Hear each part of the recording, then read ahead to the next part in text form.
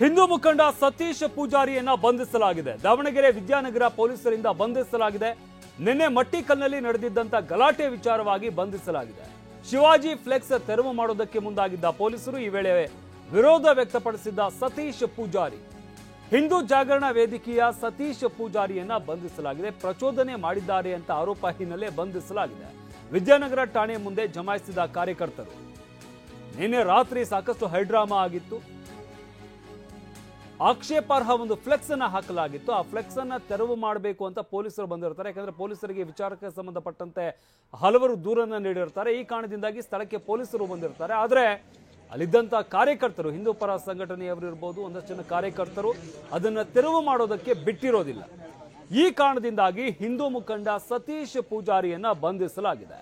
ದಾವಣಗೆರೆ ವಿದ್ಯಾನಗರ ಪೊಲೀಸರಿಂದ ಬಂಧಿಸಲಾಗಿದೆ. ನಿನ್ನೆ ಮಟ್ಟಿಕಲ್ನಲ್ಲಿ ನಡೆದಿದ್ದಂತ ಗಲಾಟೆ ವಿಚಾರಕ್ಕೆ ಸಂಬಂಧಪಟ್ಟಂತೆ ಎಡಭಾಗದಲ್ಲಿ ನಾವು ನೋಡ್ತಾ ಇದ್ದೀವಲ್ಲ, ಎರಡೂ ಕೂಡ ಎಡಭಾಗದಲ್ಲಿ ಸದ್ಯಕ್ಕೆ ಬಲಭಾಗದಲ್ಲಿರುವಂಥದ್ದು ಸ್ಟೇಷನ್ ಮುಂದೆ ಜಮಾಯಿಸಿರುವಂತಹ ಕಾರ್ಯಕರ್ತರು. ಎಡಭಾಗದಲ್ಲಿ ಇದು ನಿನ್ನೆ ರಾತ್ರಿ ಆದಂತಹ ಘಟನೆ. ಒಂದು ಆಕ್ಷೇಪಾರ್ಹ ಫ್ಲೆಕ್ಸ್ ಏನಿದೆ ಅದನ್ನ ತೆರವುಗೊಳಿಸೋದಕ್ಕೆ ಅಂತ ಪೊಲೀಸರು ಬರ್ತಾರೆ. ಆದ್ರೆ ಈ ಸಂದರ್ಭದಲ್ಲಿ ಅಲ್ಲಿದ್ದಂತಹ ಕಾರ್ಯಕರ್ತರು ಹಾಗೆ ಪೊಲೀಸರ ನಡುವೆ ವಾಗ್ವಾದ ಆಗುತ್ತೆ, ತಳ್ಳಾಡಿಯುವ ಮಟ್ಟಕ್ಕೂ ಹೋಗುತ್ತೆ. ಈ ವಿಚಾರಕ್ಕೆ ಸಂಬಂಧಪಟ್ಟಂತೆ ಪೊಲೀಸರು ಸದ್ಯಕ್ಕೆ ಬಂಧಿಸಿದ್ದಾರೆ. ಈ ವೇಳೆ ವಿರೋಧ ವ್ಯಕ್ತಪಡಿಸಿದಂತಹ ಸತೀಶ್ ಪೂಜಾರಿಯನ್ನ ಬಂಧಿಸಲಾಗಿದೆ.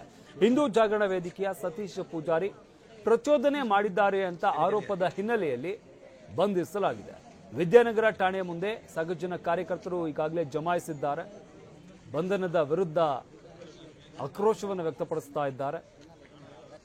ನಿನ್ನೆ ಆ ರಾತ್ರಿ ಆದಂತಹ ಘಟನೆ ಇದು.